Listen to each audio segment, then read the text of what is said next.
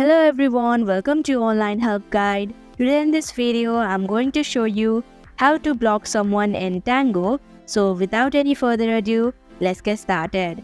First of all, open Tango application. Here, click on the profile of the person that you wanna block.